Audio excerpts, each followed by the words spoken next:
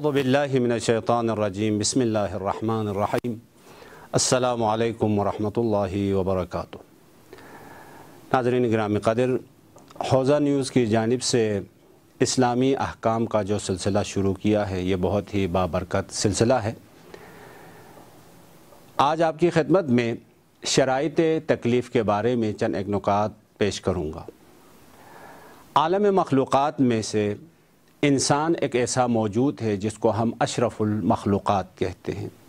اشرف المخلوقات ہونے کی وجہ سے خالق انسان کی جانب سے اس کی تکریم اور اس کی تعظیم کے خاطر مختلف قسم کی ذمہ داریاں اور مختلف قسم کی مسئولیتیں اس پہ عائد ہو جاتی ہیں، لیکن ان ذمہ داریوں اور ان مسئولیتوں کا عائد ہونے کے لیے چند ایک شرائط ہے۔ سب سے پہلی شرط انسان کا بالغ ہونا شرط ہے۔ بالغ سے مراد دینی نقطہ نگاہ سے لڑکا 15 سال قمری مکمل کرنے کے بعد 16 سال میں داخل ہوتے ہی بالغ ہو جاتا ہے۔ لڑکی 9 سال مکمل کر کے 10ویں سال میں داخل ہوتے ہی بالغ ہو جاتی ہے۔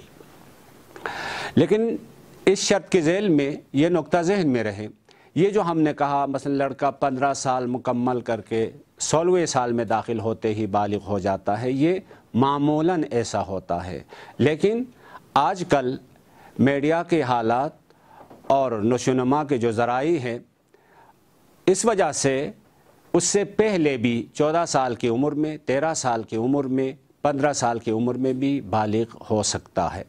یہ پہلی شرط تھی۔ دوسری شرط عقل کا ہونا ضروری ہے۔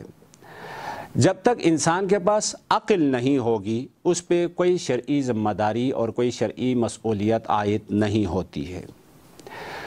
تیسری شرط توانائی اور قدرت کا ہونا ضروری ہے۔ توانائی اور قدرت سے مراد یہ ہے جس قسم کی ذمہ داری اور جس قسم کی مسئولیت آپ پہ عائد ہوتی ہے اسی طرح سے انجام دینے کی توانائی رکھتا ہو۔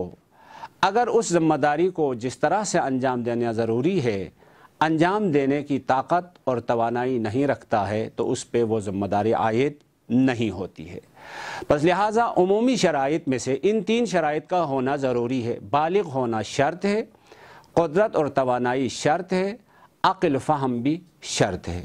لیکن یہاں معمولاً ایک غلط فہمی ہو جاتی ہے، وہ یہ ہے کہ شاید اسلام بھی ذمہ داری اور مسئولیت عائد ہونے کے لیے شرط ہوگی۔ نہیں، ایسا نہیں ہے۔ اسلام ذمہ داریوں کی قبولیت کے لیے شرط ہے، ذمہ داری آنے کے لیے شرط نہیں ہے۔ لذا اگر کوئی انسان بالغ ہونے کے بعد عاقل بھی ہو، قدرت بھی رکھتا ہو لیکن مسلمان نہیں، اسلام نہیں لایا ہے تو اس پہ بھی پروردگار عالم کی جانب سے مختلف قسم کی ذمہ داریاں عائد ہوتی ہے۔ پروردگار عالم کی بارگاہ میں دعا کرتا ہوں، پروردگارہ ہم سب کو اسلامی احکامات پہ عمل کرنے کی توفیق عنایت فرما۔ والسلام علیکم ورحمۃ اللہ وبرکاتہ۔ اللهم صل على محمد وآل محمد، اللهم صل على محمد وآل محمد۔